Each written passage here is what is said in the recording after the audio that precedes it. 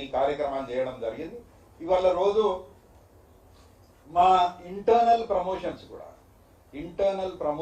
కూడా ఇదే ఐబీపీఎస్ సంస్థ ద్వారా ప్రతి సంవత్సరం ఒక జాబ్ క్యాలెండర్ ఒకటి మేము తయారు చేసి వాళ్లకు ప్రమోషన్స్ ఏ సమయాన తీసుకోవాలి, పరీక్ష ఎప్పుడు రాయాలి, ఖాళీలు ఎక్కడ సూచించాలి అని ఒక పాలసీ తయారు చేసి ఇవాళ ఐబీపీఎస్ ద్వారానే ఈ ఇంటర్నల్ రిటర్న్ ఎగ్జామ్స్ కూడా జరగడం ఇవాళ జరుగుతూ ఉన్నది.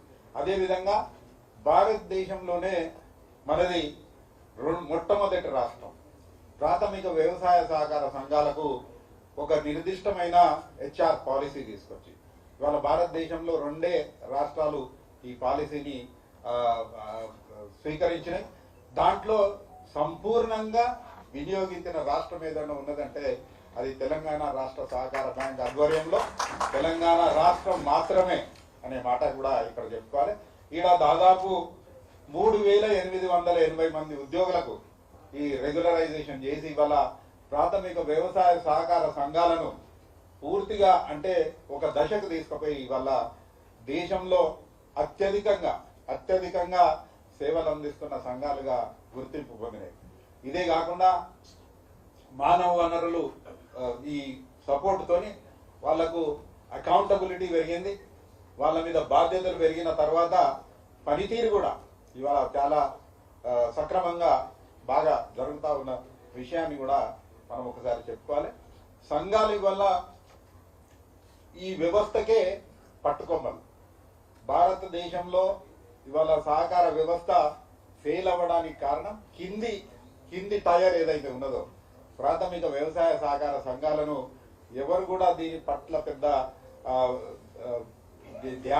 ధ్యాస పెట్టలేదు కాబట్టి వ్యవస్థ వేరే రాష్ట్రాల్లో భిన్నంగా ఉన్నది.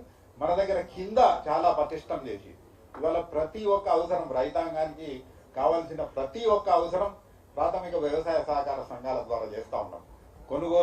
కొనుగోలు అన్ని తీర్ల పంటల కొనుగోలు మన సంఘాలు చేస్తూ ఉన్నాయి. ఇతర అవసరాలు ఎరువులు అమ్ముతా ఉన్నాయి, విత్తనాలు అమ్ముతా ఉన్నారు. ఇంకా వాళ్ళకి కావలసిన అవసరాలు లైక్ పెట్రోల్ బంక్స్ భారతదేశంలో ఇవాళ నంబర్ 1 స్టేట్ మనది. పెట్రోల్ బంక్స్ నిర్మాణం చేసిండ్రు, ప్యూరిఫైడ్ వాటర్ ఫెసిలిటీ ఇవాళ క్రియేట్ చేసిండ్రు. ఇంకా అనేక విషయాలు విత్తన శుద్ధి కర్మాగారాలు నిర్మాణం చేసిండ్రు, రైస్ మిల్స్ నిర్మాణం జరుగుతూ ఉన్నది, కాటన్ జిన్నింగ్ ఈ సొసైటీస్ ద్వారా చేయడం జరుగుతూ ఉన్నది. ఇంకా బిజినెస్ ద్వారా అంటే బిజినెస్ లైక్ కమర్షియల్ యాంగిల్లో కూడా సంఘాలు బలోపేతం కావాలనే ఉద్దేశంగా గోదాముల నిర్మాణం ఇవాళ చాలా మన తెలుగువారు గౌరవనీయులు మాజీ నాబార్డ్ చైర్మన్ గోవిందరాజులు చింతాల గారి వారి ప్రోత్సాహంతో ఇవాళ ఈ ప్యాక్సెస్ ఎంఎస్సి బహుళ సేవలు అందించడానికి ప్రాథమిక వ్యవసాయ సంఘాలను ఇవాళ ప్యాక్సెస్ ఎంఎస్సి కింద ట్రీట్ చేసి ఇప్పటికే 500 కోట్ల రూపాయలు వారి ద్వారా నాబార్డ్ ద్వారా నిధులు సేకరించి ఇవాళ గోదాముల నిర్మాణం, పెట్రోల్ బంకుల నిర్మాణం, ఫంక్షన్ హాల్ల నిర్మాణం, షాపింగ్ కమర్షియల్ కాంప్లెక్స్ల నిర్మాణం, రకరకంగా ఏ ప్రాంతంలో ఏ అవసరాలు ఉన్నాయో ఇవన్నిటిని కూడా ఇవాళ పూర్తిగా ఆ ప్రాంత అవసరాలు తీర్చే విధంగా ప్రాథమిక వ్యవసాయ సహకార సంఘం సింగిల్ విండో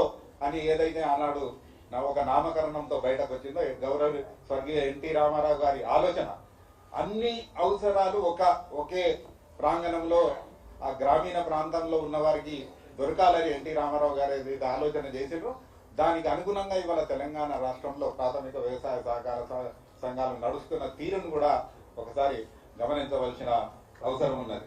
అదే కాకుండా ఇది ఆటోమేషన్ ఎలక్ట్రానిక్ యుగం. ఆటోమేషన్ లో కూడా దేశంలోనే మొట్టమొదటి రాష్ట్రం తెలంగాణ రాష్ట్రం. బ్యాంకులన్నీ కూడా కంప్యూటరీకరణ జరిగింది, సిబిఎస్ ప్లాట్ఫామ్ మీద నడుస్తూ ఉన్నాయి. అదేవిధంగా సంఘాలన్నీ కూడా మొట్టమొదటి రాష్ట్రం తెలంగాణ రాష్ట్రం. పిఏసిఎస్ అన్ని కూడా కంప్యూటరీకరణ జరిగి రోజువారీ రిపోర్ట్ సాయంత్రానికల్లా రిపోర్ట్ వచ్చే విధంగా వాళ్ళ స్థితిగతులు ఇవాళ చేసిన కార్యకలాపాలు అందరికి కూడా తెలిసే విధంగా ఇవాళ ప్రాథమిక వ్యవసాయ సహకార సంఘాల కార్యకలాపాలు ఉన్నాయనే విషయాన్ని కూడా మనం చెప్పుకోవాలి. ఇంకా ఈ టెక్నాలజీ పరంగా మొట్టమొదటి స్టేట్ కోఆపరేటివ్ బ్యాంక్ మనది మొబైల్ ఏటీఎం సేవలు మొదలుపెట్టింది.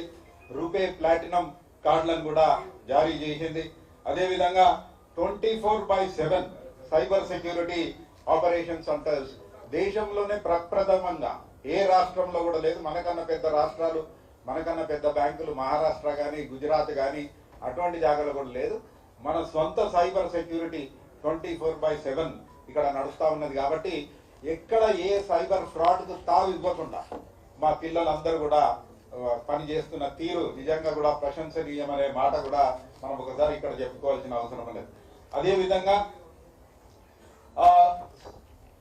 మహిళా సంఘాలకు ప్రోత్సాహం ఏదైతే జరుగుతా ఉన్నదో రాష్ట్ర వ్యాప్తంగా తెలంగాణ ప్రభుత్వం ప్రోత్సహిస్తున్న స్త్రీనిధి బ్యాంకు అతిపెద్ద రుణదాత ఇవాళ ఈ కన్సార్టియంలో అందరికన్నా ఎక్కువ డబ్బు ఇచ్చిన bank Telangana state cooperative bank అనే విషయం కూడా మనం ఒకసారి చెప్పుకోవాల్సిన అవసరం ఉంది. అదేవిధంగా ఫుడ్ కన్సార్టియం భారతదేశంలో ఈ మన ఇప్పుడు సివిల్ సప్లైస్ చేసే కార్యక్రమాలు ఏవైతే ఉన్నాయో కేంద్ర ప్రభుత్వం ద్వారా దానికి ఒక కన్సార్టియం ఉన్నది.